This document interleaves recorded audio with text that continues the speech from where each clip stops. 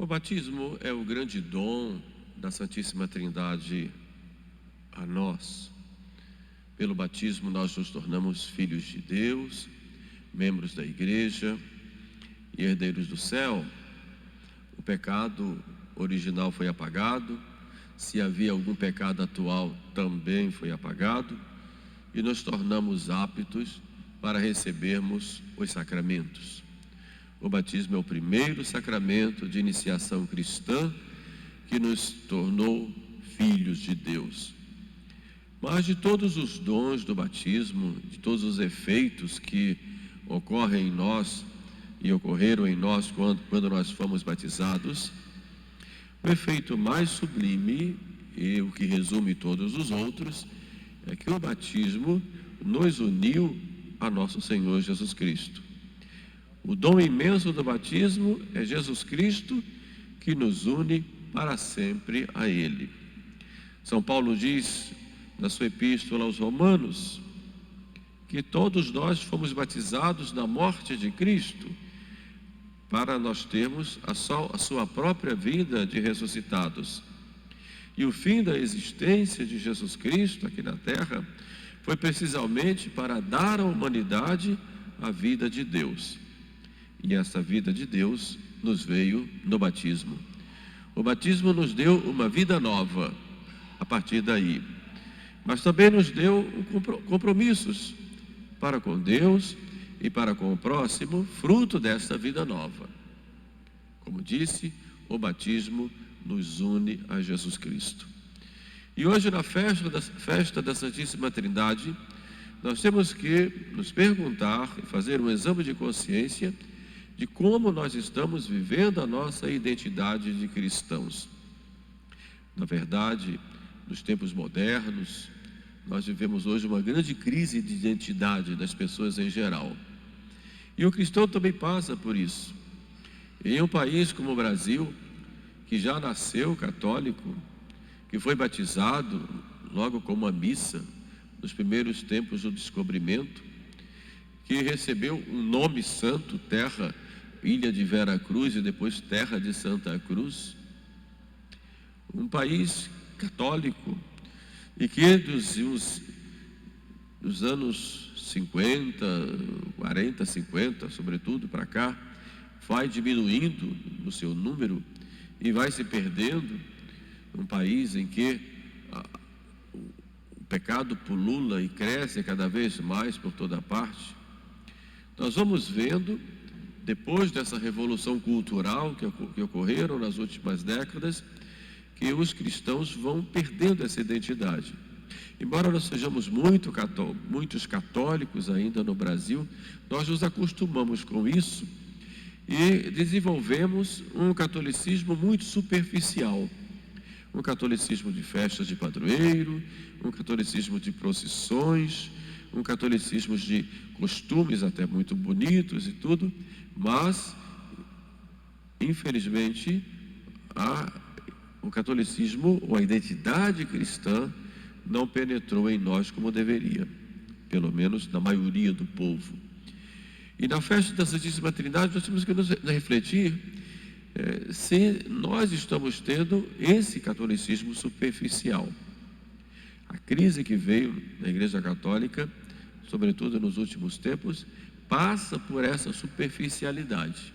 Se nós estamos sendo superficiais, como dizia o Monsenhor Ascânio Brandão, nos tempos idos, se nós estamos tendo aquela devoção com o cheiro de flor de laranjeira, que é tudo muito bonito, vamos à missa, nos encostamos num canto da igreja, às vezes comungamos, às vezes não, confessamos para a Páscoa, ou buscamos o sacramento por mera formalidade, mas saindo da igreja, nós não vivemos a nossa identidade católica, a nossa identidade cristã, no nosso modo de pensar, no nosso modo de agir, no nosso modo de vestir, no nosso modo de educar os filhos, no nosso modo de viver, de nos divertir, como é que estamos vivendo essa identidade católica. E hoje é o dia de nós refletirmos sobre isso, para vermos se estamos sendo coerentes com o batismo que nós recebemos.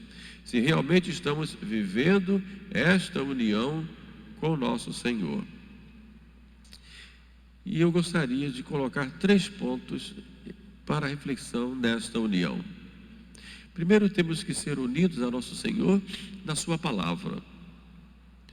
Nós, como disse, temos que ser coerentes com o Evangelho, pois nós fomos batizados pela morte de Cristo para termos uma vida nova.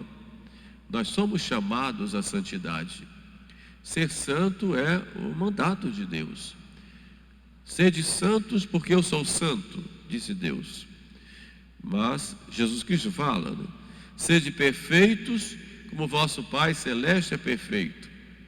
E a vocação do batismo é a vocação à santidade. Santidade não deve ser algo para poucas pessoas, para um grupo seleto. Santidade não é um estado de vida para alguns. A santidade é para todos.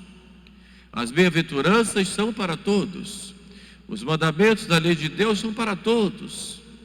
A vida cristã unida a nosso Senhor é para todos.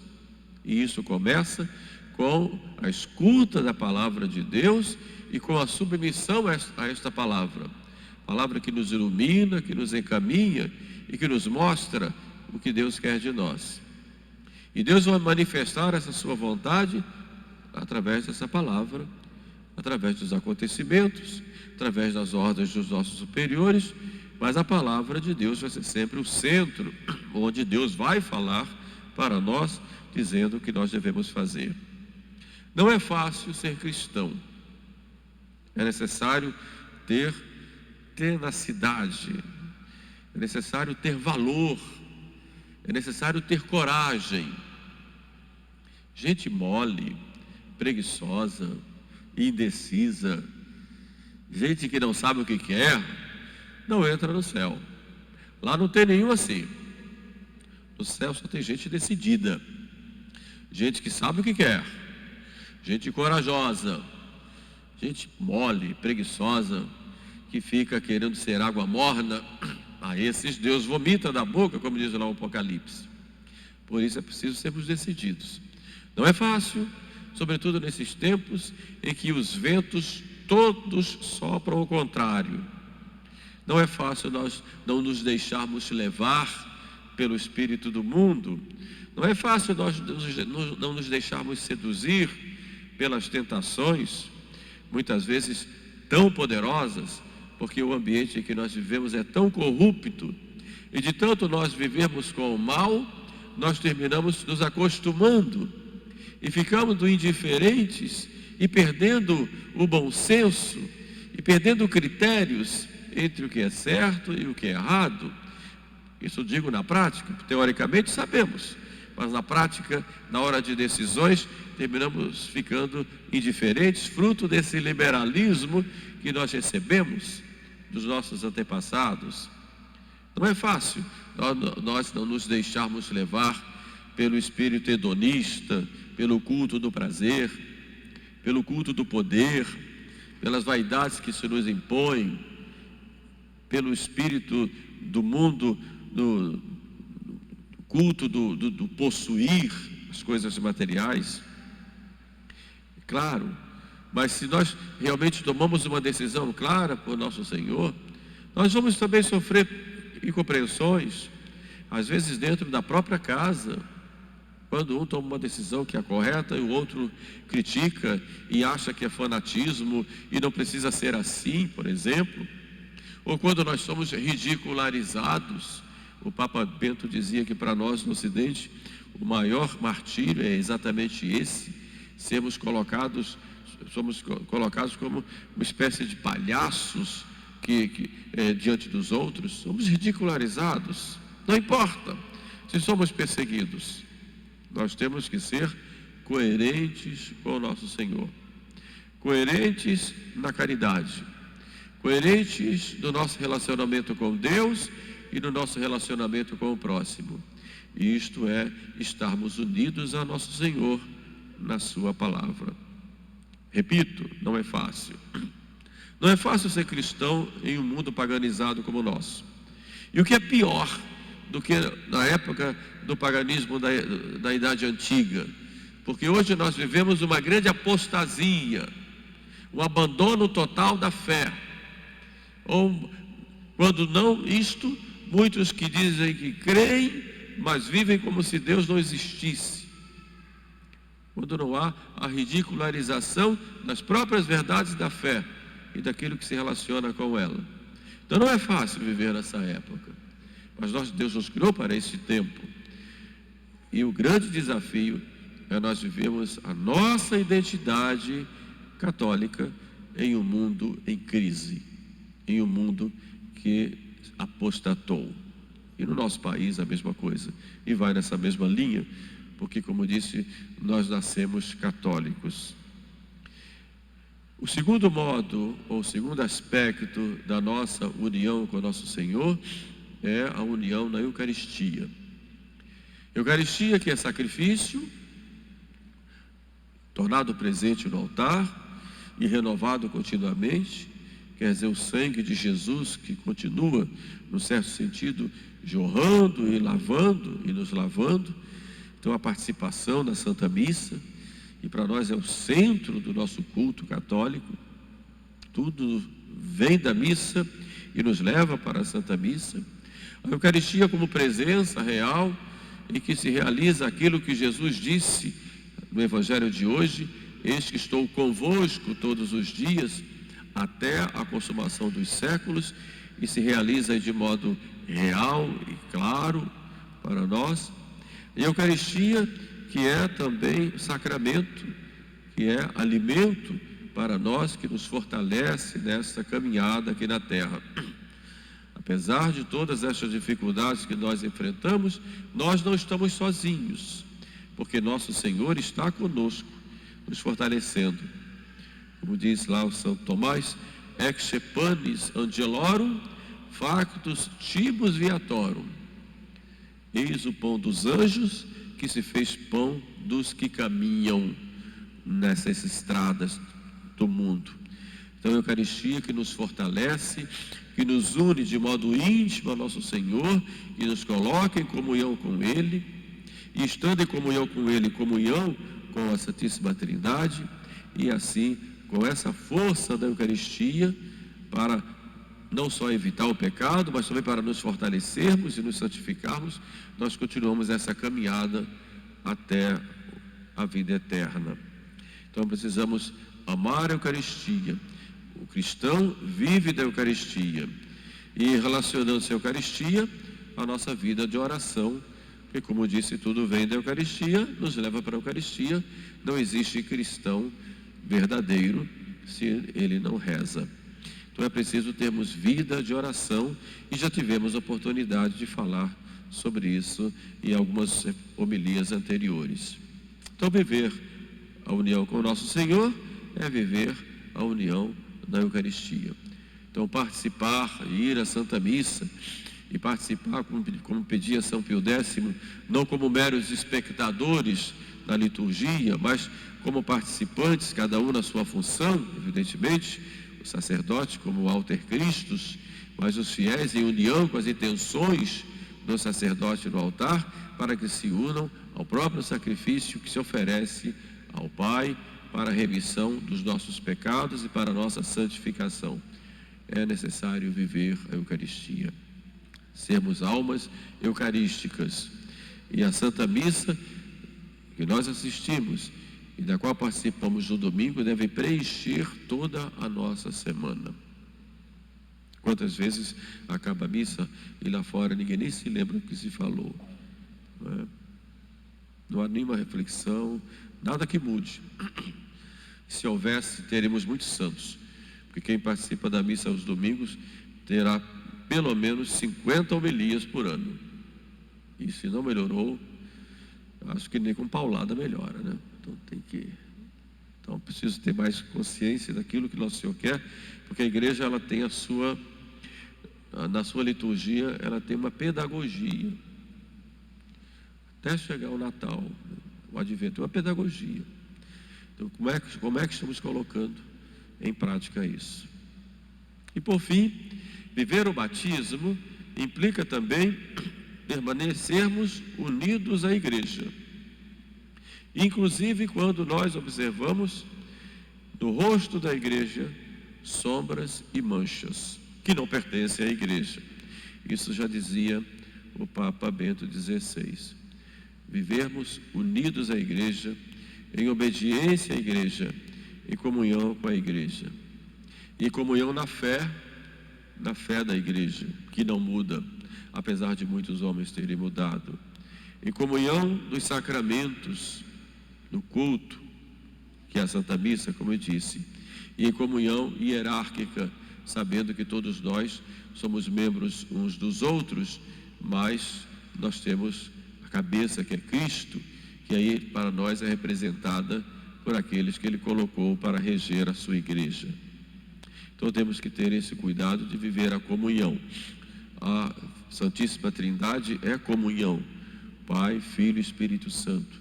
E a maior lição que nós temos e que a igreja quer dar no dia de hoje é viver essa comunhão. É claro que a comunhão deve ser uma comunhão verdadeira, que nos leve à comunhão com Deus. Não se pode, em nome da comunhão, impor atitudes ou ideias que nos separam de Deus. É claro que não, seria um falseamento de comunhão. A comunhão verdadeira é a comunhão com Deus e a comunhão com a igreja, porque somos membros de um só corpo. E temos que lutar por isso com todas as nossas forças, até o fim, para que vivemos esta comunhão como nosso Senhor quer, que todos sejam um, como eu e tu, ó Pai, somos um. E essa comunhão, evidentemente, é uma comunhão na verdade, e não uma comunhão falseada, apenas em sentimentalismos, mas na verdade, que é o próprio Jesus Cristo. A história da igreja está repleta de pessoas reformadoras que, em nome de reformas, se separaram da comunhão. E não é por aí. Estava meditando essa semana a história do Pedro de Valdo. Daí vieram os valdenses, que eram, em princípio, parecia um homem bom. Era um comerciante muito rico, deixou tudo e distribuiu para os pobres e começou a pregar a pobreza, atraiu evidentemente muitas pessoas, os chamados pobres de Lyon, e começou a pregar e viver a pobreza de modo bem extremo até. Depois esteve no concílio de Latrão, foi aprovado pelo Papa, o seu modo de viver. O Papa Alexandre III diz a ele: você pode viver assim, só não pode pregar sem a autorização dos bispos locais. E ele então veio e ia pregando, depois não deu muita atenção a essa ordem do Papa e começou a pregar mesmo sem autorização dos bispos, embora pregasse a verdade, mas o despreparo e a falta do mandato para isso fez com que ele começasse a desobedecer, e depois então foi condenado pelo Papa Lúcio III, num concílio de Verona, se não me engano, e depois então ele se afastou e começou a se unir aos hereges, que tinham um certo espírito donatista. E unidos aos hereges, ele foi se perdendo com todo o seu grupo.